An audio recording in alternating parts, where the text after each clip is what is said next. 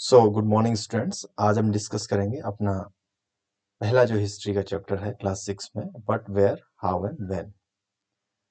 इससे पहले कि हम चैप्टर को शुरू करें, हम यहाँ पर ये देख लेते हैं कि इस चैप्टर में हम क्या पढ़ने जा रहे हैं।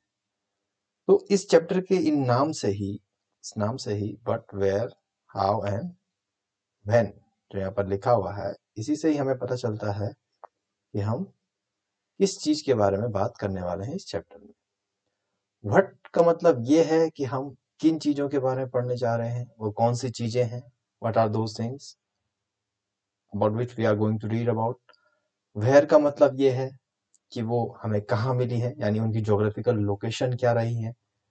हाउ का मतलब ये है कि कैसे वो चीज ऑपरेट किया करती थी, और कैसे उनके यूजेस थे, क्या क्या उनका यूजेस हुआ करता था, ये सब कुछ चीजें। या फिर अगर हम लोगों के बारे में बात करें तो वो कैसे रहते थे। और व्हेन का मतलब यह है कि उनका टाइम पीरियड क्या था, उनका टाइम पीरियड क्या था। टाइम पीरियड का मतलब है कि वो किस समय में रहे, ये बातें किस समय की हैं, उस बारे में ये चैप्टर डिस्कस करता है।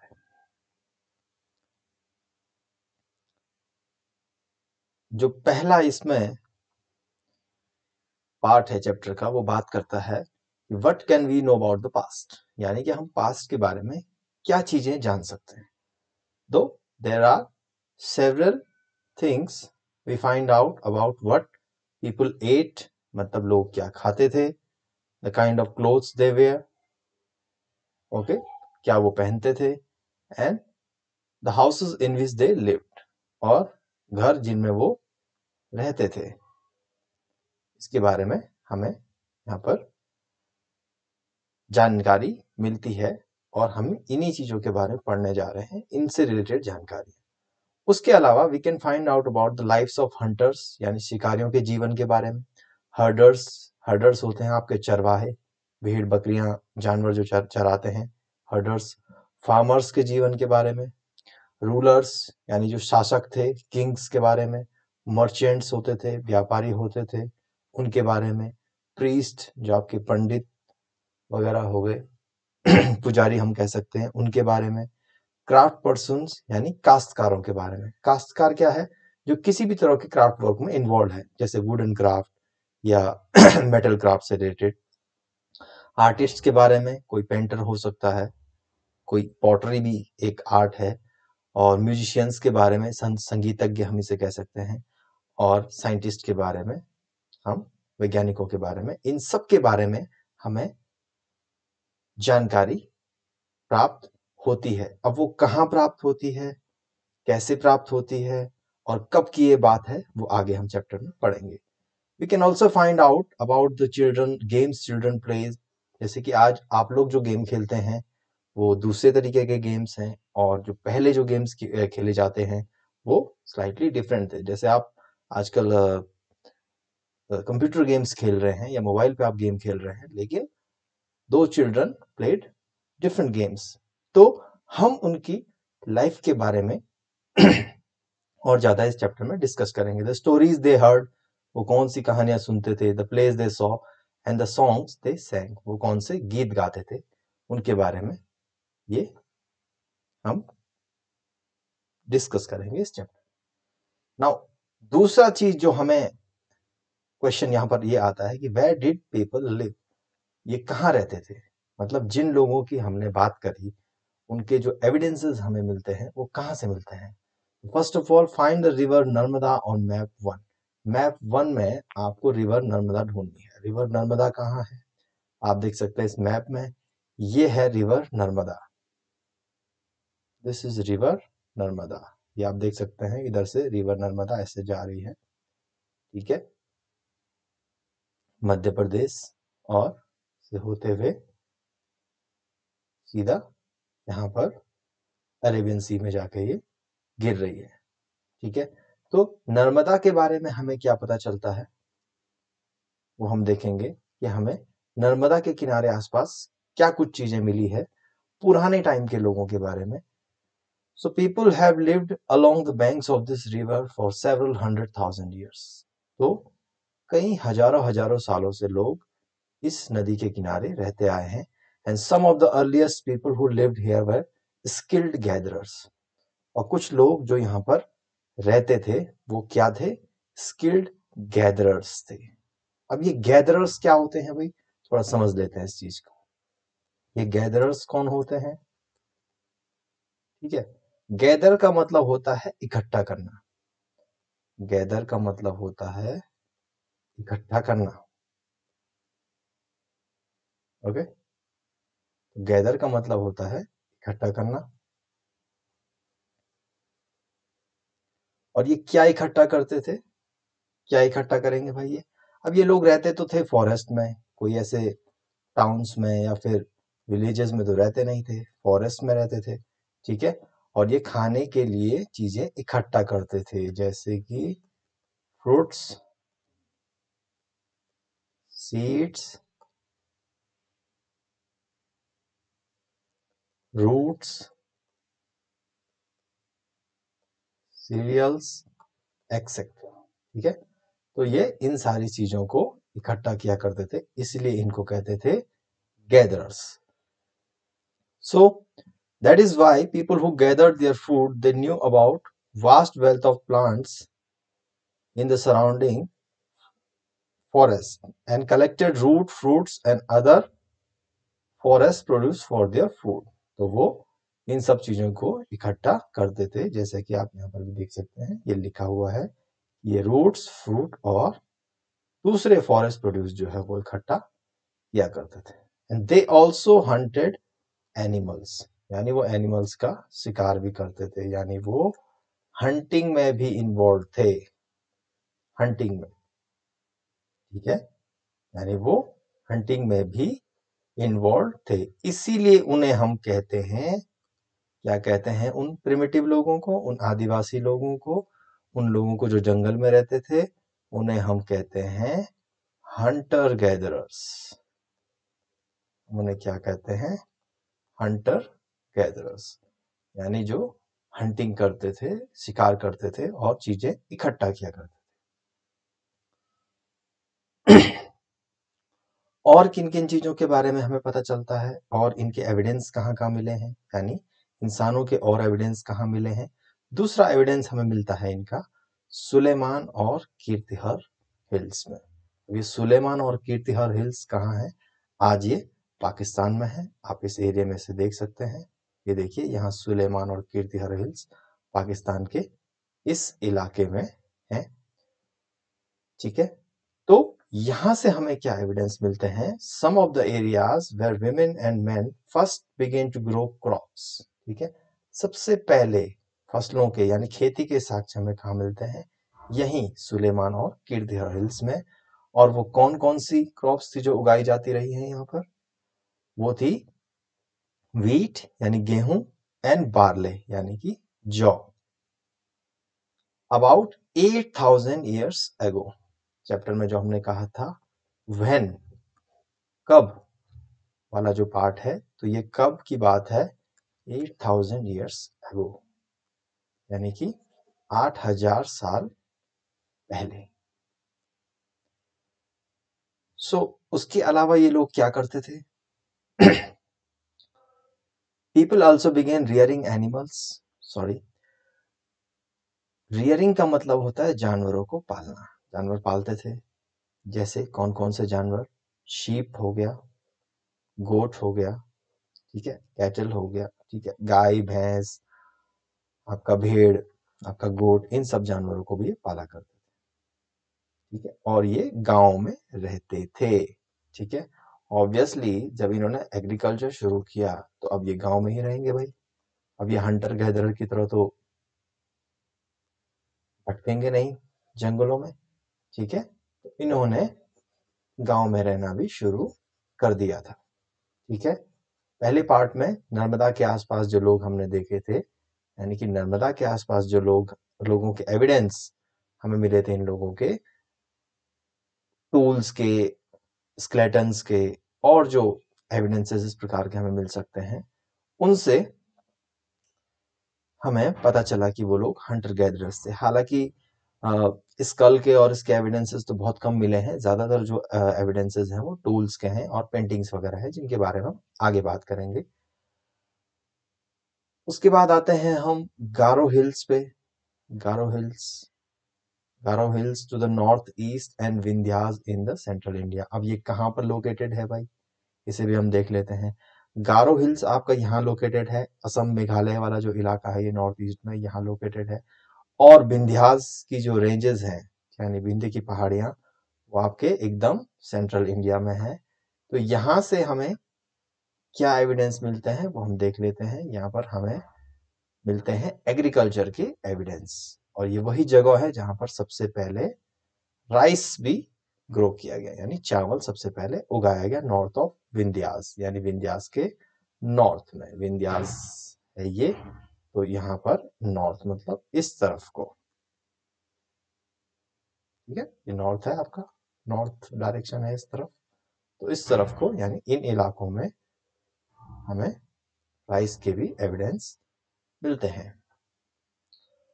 उसके बाद हमें पता चलता है कि about 4700 years ago some of the earliest cities flourished on the banks of these rivers।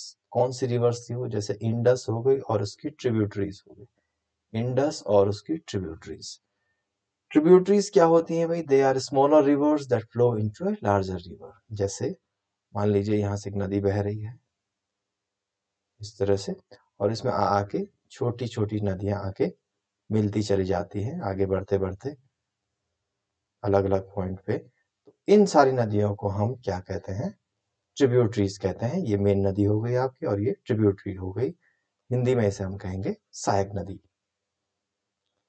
तो इंडस और उसकी ट्रिब्यूटरीज के आसपास का जो इलाका है, वहां से भी हमें कुछ ट्रेस मिले हैं, कुछ एविडेंस मिले हैं। देख लेते हैं ये है कहाँ पर। देखिए ये है आपकी इंडस रिवर, इंडस रिवर आप देख सकते हैं। और ये कहाँ से निकलती है, ये कहाँ से निकलती है इंडस रिवर, ये निकलती है आपकी मानसरोवर से, मानसरोवर के पास से निकलती है। और मानसरोवर आपका कहाँ है, मानसरोवर आपका है तिब्बत में, ये तिब्बत का इलाका है। और यहाँ के आसपास से आपकी इंडस निकलती है और जाके वो यहाँ पर पाकिस्तान में एंटर हो जाती है कश्मीर से ही। इसकी ट्रिब्यूटरीज के बारे में बात कर लेते हैं, यानी सहायक नदियां। एक झेलम है नदी, वो है, चेनाब है, ब्यास है, रावी है, सतलुज है, ठीक है। ये मेन है, और भी काफी सारी नदियां इसकी ट्रिब्यूटरीज हैं।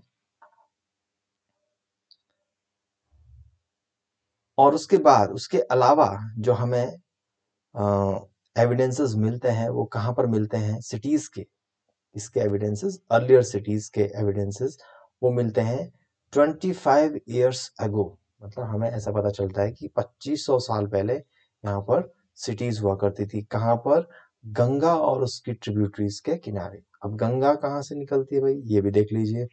गंगा आपकी उत्तराखंड से निकलती है, और इसकी ट्रिब्यूटरीज कैसी है, जैसे ये यमुना आ रही है यहाँ से, और यमुना की भी ट्रिब्यूटरीज हैं, चंबल, सोन, बेतवा, केन। और गंगा की भी ट्रिब्यूटरीज हैं, जैसे आपकी कई सारी नदियां हैं, काली है, तीस्ता है, और बहुत सारी नदियां जो कि जाके गंगा में मिलती हैं। तो यहाँ पर भी हमें सिटीज के होने के एविडेंसेस मिलते हैं।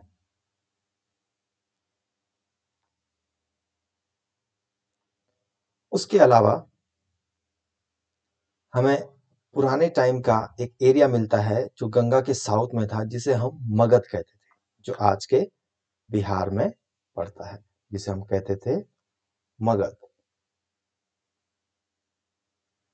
तो उसे हम कहते थे मगध। अब ये मगध कहाँ है, इसकी लोकेशन भी आप देख लीजिए, बिहार के इस वाले इलाके में ये पड़ता था। और ये मगध का जो ये इलाका है, बेसिकली जो अशोका है, किंग अशोका, वो आगे जाके इसी में ही राजा बनेंगे, ठीक है, मगध के सम्राट बनेंगे। तो बिहार और उड़ीसा, कुछ पार्ट वेस्ट बंगाल का ये वाला जो इलाका था, that was known as Magadh. लेकिन मेनली ये बिहार में ही, इसका पार्ट मेनली बिहार में ही था। और इसकी जो टेरिटरीज थी वो काफी फैली हुई थी इस एम्पायर की और ज्यादा, लेकिन मेनली हम कह सकते हैं कैपिटल सिटी भी इसकी पाटलिपुत्र थी, यानी आज का जो पटना है बिहार का वो कैपिटल सिटी थी। कैपिटल सिटीज भी टाइम टू टाइम चेंज होती रही हैं। So it's rulers were very powerful and set up a large kingdom. ठीक है, आज से 2500 साल पहले उसके रूलर्स ने क्या किया, एक बड़े किंगडम की स्थापना की, एक बड़ा राज्य वहां पर बनाया। ये सब कुछ हमें यहाँ से पता चलता है। Throughout people travel from one part of the subcontinent to another. ठीक है, लोग क्या करते रहते थे, ट्रेवलिंग करते रहते थे एक पार्ट से दूसरे पार्ट की तरफ से। तो hills and high mountains including the Himalayas, deserts, regions and seas make journeys dangerous at times but never impossible। लेकिन जर्नी लगातार इंसान की चलती रही किसी न किसी वजह से। उस समय और आज के समय में जर्नी में कुछ डिफरेंसेस थे। आज आप मौज मस्ती करने के लिए भी जर्नी करते हैं, घूमने फिरने के लिए जर्नी करते हैं, किसी खास काम से भी जर्नी करते हैं, पिकनिक मनाने के लिए भी जर्नी करते हैं। लेकिन उस समय किस किस काम के लिए जर्नी की जा सकती थी हम देख सकते हैं। Man and women moved in search of livelihood, यानी रोजगार के साधन के लिए जर्नी करते थे, एक जगह से दूसरी जगह जाते थे। नेचुरल डिजास्टर से बचने के लिए, कोई प्राकृतिक आपदा आ गई जैसे कि बाढ़ आ गई, ड्रॉट सूखा पड़ गया, उससे बचने के लिए। ठीक है, कभी कभी आर्मी लेके कोई राजा जो है किसी दूर दराज के देशों में क्या करने लग गया, अटैक करने लग गया, उसको हथियाने के लिए बड़ी बड़ी जर्नियां। ठीक है, और व्यापारी वगैरह तो अपना व्यापार करने के लिए जो है जर्नी किया ही करते थे।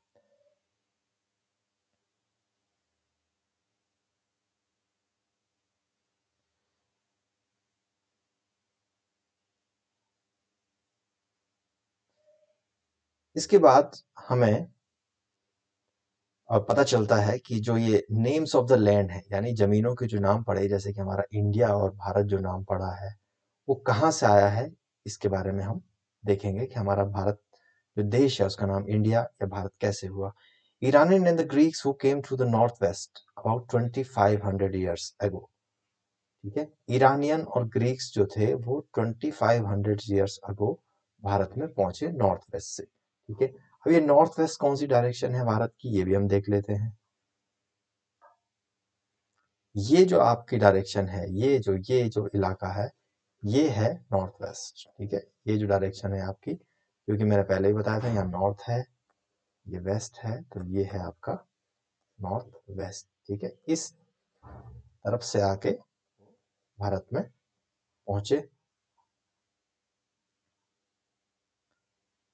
And were familiar with the Indus. और सिंधु नदी के बारे में, इंडस के बारे में वो जानते थे, और वो इसे क्या कहते थे, हिंडोज और इंडोस, वो इसे हिंडोज या इंडोस कहते थे। And the and land to the east of river was called India. ठीक है, और इस रिवर के ईस्ट की तरफ को का जो जितना भी लैंड था वो भारत कहलाता था। द नाम भारता वाज इंडिया कहलाता था, सॉरी। तो नेम भारता, अब ये जो भारत जो नाम पड़ा है वो किसके नाम पे पड़ा है, used for a group of people who lived in the north west, जो नॉर्थ वेस्ट में रहते थे और जिनका जिक्र ऋग्वेदा में भी है। ठीक है, ऋग्वेदा एक अर्लिएस्ट कंपोजिशन है संस्कृत में, जो कि 3500 ईयर्स एगो का कंपोजिशन है। ठीक है, और जो हमें पास्ट के बारे में जानकारी पता चलती है, हाउ का जो आंसर है वो यहाँ पर दिया हुआ है कि कैसे हम पता करते हैं कि इन डेट्स के बारे में कैसे पता चला हमें, या फिर और जो इंफॉर्मेशन है उसके बारे में हमें कैसे पता चला। ये पता चला हमें मैन्युस्क्रिप्ट से। ठीक है, और तो एविडेंसेस मिले ही हैं, जैसे हमें पता चलता है बरियल से। ठीक है, बरियल्स मतलब कब्रें, कब्र जहां आदमी को दफनाया जाता है, उनसे पता चलता है। ठीक है, पेंटिंग से हमें पुरानी चीजों के बारे में पता चलता है, जैसे भीमबेटका पेंटिंग्स। ओके, उसके अलावा आर्किटेक्चर से पता चलता है, जो हमारा आर्किटेक्चर है उससे पता चलता है, यानी कोई बिल्डिंग वगैरह, पुराने घर वगैरह टूटे फूटे कुछ भी, इस तरह का एविडेंस। ठीक है, उसके बाद हमारे पास यूटेंसिल्स थे, बर्तन वगैरह, पॉटरी वगैरह, इनके बारे में हमें इनसे भी पता चलता है, पुराने समय के बारे में। टूल से पता चलता है, वेपन से पता चलता है, और भी बहुत सारी इस तरह की चीजें हैं। इसी तरह से मैन्युस्क्रिप्ट से हमें पता चलता है। तो मैन्युस्क्रिप्ट जो है वर्ड, वो मिलके बना है दो वर्ड से। मैनु मीन्स हैंड, जो हाथ से बनाया गया है, ठीक है, और स्क्रिप्ट का मतलब होता है लिखावट, ठीक है, यानी ऐसा लेख जो हाथ से बना के लिखा हुआ है। तो these were usually written on palm leaf, palm के ताड़ के पत्तों पर इनको लिखा जाता था यूजुअली। और इसके अलावा बर्च नाम का एक ट्री है, ठीक है, उसकी जो छाल है, बाक है, उसकी जो छाल है, उसके ऊपर भी लिखा जाता था। और ये पेड़ मिलता था कहाँ? हिमालयाज में, हिमालय के पहाड़ों में ये पेड़ मिलता था, ठीक है। इस तरह का एक एविडेंस है यहाँ पर। सो इसके अलावा इंस्क्रिप्शन से हमें पता चलता है। इंस्क्रिप्शंस क्या होते हैं? शिलालेख इनको हम कह सकते हैं, ठीक है। रॉक इंस्क्रिप्शंस होते हैं। उसके अलावा केव इंस्क्रिप्शंस हैं हमारे पास, यानी शिलालेख हैं, गुफा लेख हैं। इंस्क्रिप्शंस में क्या होता था? खुदाई करके किसी मेटल के ऊपर या फिर किसी स्टोन या रॉक के ऊपर लिख दिया जाता था। जैसे आप यहाँ पर एक देख सकते हैं, ऑब्वियसली ये पत्थर के ऊपर लिखा हुआ है, रॉक के ऊपर लिखा हुआ है। इस तरह के इंस्क्रिप्शंस से भी हमें पुरानी चीजों के बारे में डिटेल्स पता चलती है, किंग्स के बारे में, क्वींस के बारे में, और भी चीजों के बारे में, वॉर्स के बारे में, ठीक है। ये एक इस तरह का पुराना इंस्क्रिप्शंस है जो कि 2250 ईयर्स एगो यहाँ पर मिला था, कंधार में। कंधार आज अफगानिस्तान में है। इस तरह की चीजें हमें और मिली हैं एक्सकवेशन से, ठीक है। एक्सकवेशन का मतलब होता है आपका खुदाई से हमें कौन कौन सी चीजें मिली हैं। तो जो हमारे आर्कियोलॉजिस्ट हैं, पुरातनवेत्ता हैं, तो वो उन्होंने काफी सारी चीजें एक्सकेवेट करके खोदी हैं, पुरानी चीजें ढूंढ के निकाली हैं। उसमें उन्हें क्या मिला? बोन्स ऑफ एनिमल्स, यानी जानवरों की हड्डियां मिली, बर्ड्स की, और इस तरह की पॉटरी मिले, इस तरह के कॉइन्स मिले। आप देख सकते हैं ये पुराने टाइप के कॉइन्स हैं, सिल्वर कॉइन है ये, ठीक है। इस तरह के चीजों से भी हमें पुरानी चीजों के बारे में पता चलता है, और पुराने लोगों के बारे में भी उससे पता चलता है।